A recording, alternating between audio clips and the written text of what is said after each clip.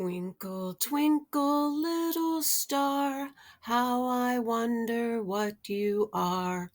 Up above the world so high, like a diamond in the sky. Twinkle, twinkle, little star, how I wonder what you are. I love nursery rhymes, don't you? You may ask, what does singing little songs have to do with teaching reading? Well, it's very important. Not necessarily traditional nursery rhymes, but think about what children are learning while engaged in these playful activities. Here's another one. The itsy bitsy spider went up the water spout. Down came the rain and washed the spider out.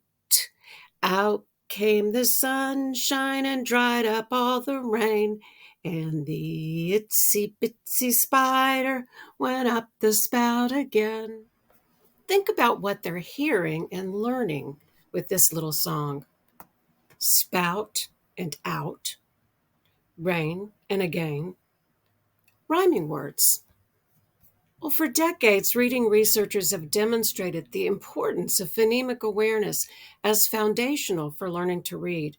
The term phonemic awareness, however, is actually one of several skills that fall under the umbrella term phonological awareness.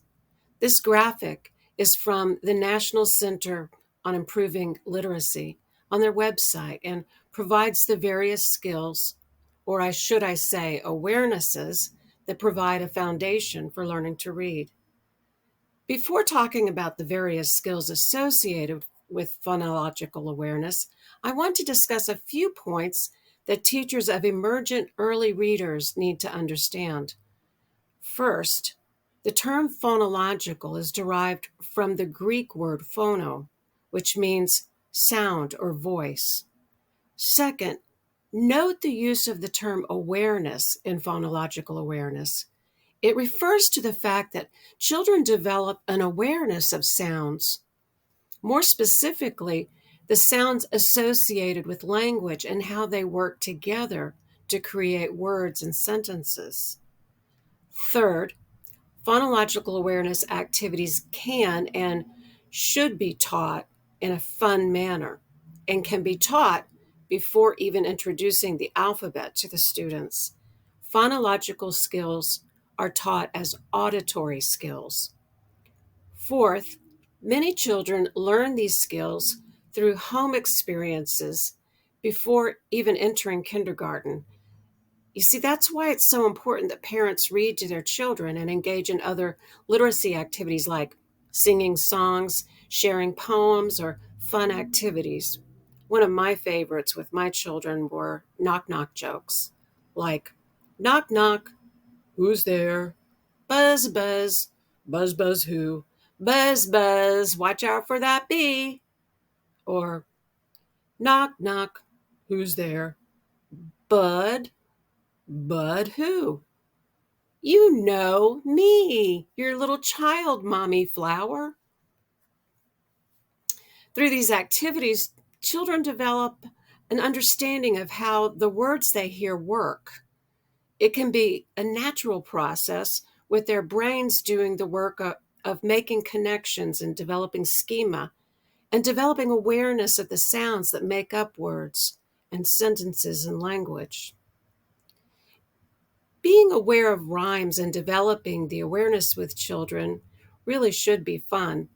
I mean, there are a number of children's books that emphasize rhyming patterns, like Silly Sally by Audrey Wood, Is Your Mama a Llama by Deborah Garino, or The Beastly Feast by Bruce Goldstone. In a future video, I'll discuss best practices in reading aloud with students, but one thing I'll say is that these types of books should be read often to your students. Don't just read them once. You'll want to read them so often that children begin to share in the process of reading those books. Pause when you get to words that rhyme so that students can fill in the blanks, and make the books available for students to enjoy on their own and with their friends. Back to our graphic of phonological awareness. Alliteration is another area for developing awareness. Alliteration is the use of the same initial letter sound in a sentence or phrase. For example, tasty tacos take time. Mighty monkeys make mud pies. Silly songs sound sunny. It can also be fun to develop alliterative statements about the students in your class. For example, Haley hums happily. David drums daily. Katie calls kittens, or Jack jumps joyfully. Developing a schema or awareness for hearing alliteration will be important in developing the most advanced of the phonological skills, phonemic awareness. More on that later. Another skill under the umbrella is sentence segmentation. This can be interspersed throughout reading aloud or simply speaking with children. For example, you can begin circle time by saying, "Good morning, friends," and pose the question, "How many words are in the sentence, 'Good morning, friends'?" Count each word with your fingers. Remember that you won't need to have the sentence on the board in writing. What you want is to draw their attention to the awareness that sentences are made up of words. While reading aloud, you can pause to ask the same question. For example, when reading Are You My Mother by P.D. Eastman, after reading the first sentence, a mother bird sat on her egg, you can ask how many words are in this sentence, repeating the sentence and inviting your students to count the words with you with their own fingers. So it's not about a formal lesson on sentence segmentation. It's about developing an awareness. That's true for developing syllable awareness as well. I'm sure you remember clapping out syllables and words as a young student. It's just that simple. Beautiful, 3 syllables. Happy, 2 syllables. Thunder, 2 syllables. Just a fun thing to do during circle time, not an entire lesson, just an activity that will go a long way toward developing phonemic awareness and building a foundation for learning to read. Next, a very helpful activity you can do with your students involves developing an awareness of onsets and rhymes. That's RIMES in this case. Onsets refer to the first sound in a word, and the rhyme is the ending of the word. Here's an example of how it works. You say the word log, and then say, if I change the first sound at the beginning of the word to d, I'll have the word dog. Invite the students to say log and dog. Yes, they rhyme, right? Now extend the process. If I say the word dog and change the d sound with f, what word will I have? Say dog, f-og, dog, fog. You can do it again, creating words like hog or nog.